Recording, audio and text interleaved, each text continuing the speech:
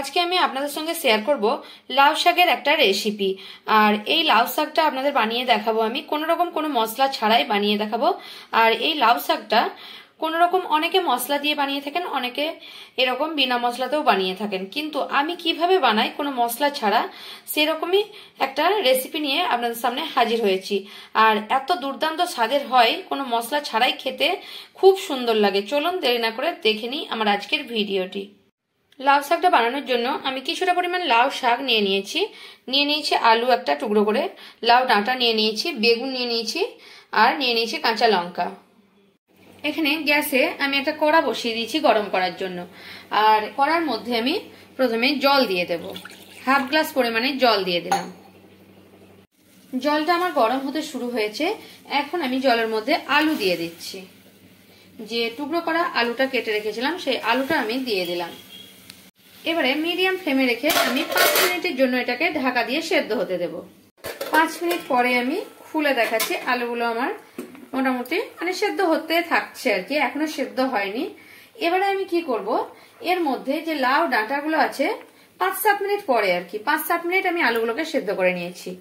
এবারে লাউ ডাঁটাগুলো আমি দিয়ে দিচ্ছি, আর এর মধ্যে দিয়ে দিচ্ছি বেগুনগুলো। আর এর মধ্যে দিয়ে দেব বেগুনের পরে পরিমাণ মতো হাফ চামচ লবণ, আর দিয়ে দিচ্ছি খুব সামান্য একটু হলুদ। এবারে সবগুলো আমি একটু এভাবে মিশিয়ে নেব। আর মিশিয়ে নিয়ে এবার আমি দিয়ে দেব যে লাউ শাকগুলো কেটে রেখেছি সেই লাউ শাকগুলো। আর মিডিয়াম ফ্লেমে গ্যাসের ফ্লেমটা আমি রেখে দেব। আর দিয়ে দিচ্ছি একটা চেরা কাঁচা লঙ্কা। এবারে মিডিয়াম ফ্লেমে রেখে এটাকে আমি ভালোভাবে সেদ্ধ করে নেব। এটার জন্য আমি 10 মিনিট এটাকে মিডিয়াম টু লো ফ্লেমে রেখে সেদ্ধ করতে দিলাম। এখন 10 মিনিট পর আপনাদের খুলে দেখাচ্ছি, আমার সবকিছু সেদ্ধ হয়ে গেছে ভালোভাবে, আলুগুলো দেখাচ্ছি সেদ্ধ হয়ে গেছে। এবার এটাকে আমি নামিয়ে নেব। এবারে আলু, বেগুন, লাউ শাক এগুলোকে একটা প্লেটের মধ্যে আমি নামিয়ে নিচ্ছি প্রথমে। এখন এই লাউ শাকটা বানানোর জন্য আমি একটু কালো জিরে নিয়ে নিয়েছি, অর্ধেকটা শুকনো লঙ্কা, তেজপাতা। কারণ আমার শাকটা প্রচন্ডই অল্প, সেই কারণে আমি কম পরিমাণে নিয়েছি। আপনারা যাদের শাক বেশি হবে সেরকম পরিমাণেই নিতে থাকবেন। এখানে কড়াটা আবারও গরম করতে দিয়ে দিয়েছি। পরিষ্কার করার পরে কড়াটা পরিষ্কার না করলে গরম করে লেগে যেতে পারে, তাই আমি অল্প একটু সর্ষের তেল এখানে দিয়ে দিলাম। 1 চামচ মতো সর্ষের তেল দিয়ে দিলাম।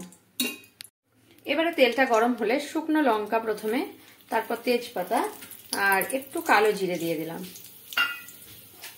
এবারে এই যে গন্ধটা উঠছে, এটা এই যে ফোড়নটা দিলাম, এটাই কিন্তু লাউ শাকের খুব সুন্দর একটা টেস্ট এনে দেবে। কিছু একবার কোনো মশলা ছাড়াই আপনারা বানিয়ে দেখবেন, খুব সুন্দর লাগবে।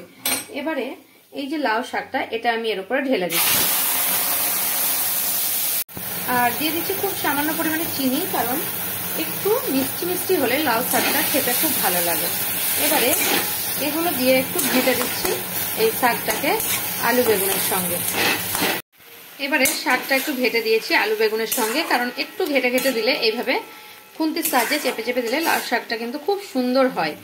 একটা থকথকে ভাব আসে, আর খেতেও ভালো লাগে। গোটা গোটা থাকলে ঠিক ভালো লাগে না শাকে, তাই আমি এইভাবে করে নিয়েছি। আর এতেই কিন্তু দুর্দান্ত টেস্টের হয়, খুব সুন্দর লাগে। আর এবারে আমি 2 মিনিট ধরে হাই ফ্লেমে এটাকে আমি এইভাবেই গ্যাসের ফ্লেমটাকে রেখেছি। এবারে আমার রেডি হয়ে গেছে, গ্যাসের ফ্লেমটা আমি অফ করে দিচ্ছি। আর এটাকে আমি নামিয়ে নিচ্ছি। এখন আমি শাকটা নামিয়ে নিচ্ছি একটা প্লেটের মধ্যে। আমার ভিডিও যদি আপনাদের ভালো লাগে তাহলে আমার চ্যানেলকে সাবস্ক্রাইব করার অনুরোধ রইল। আর কমেন্ট করে জানাবেন আমার রেসিপিটা আপনাদের কেমন লাগলো। যদি ভালো লেগে থাকে তাহলে একটা লাইক করতে ভুলবেন না, আর প্রচুর প্রচুর শেয়ার করবেন।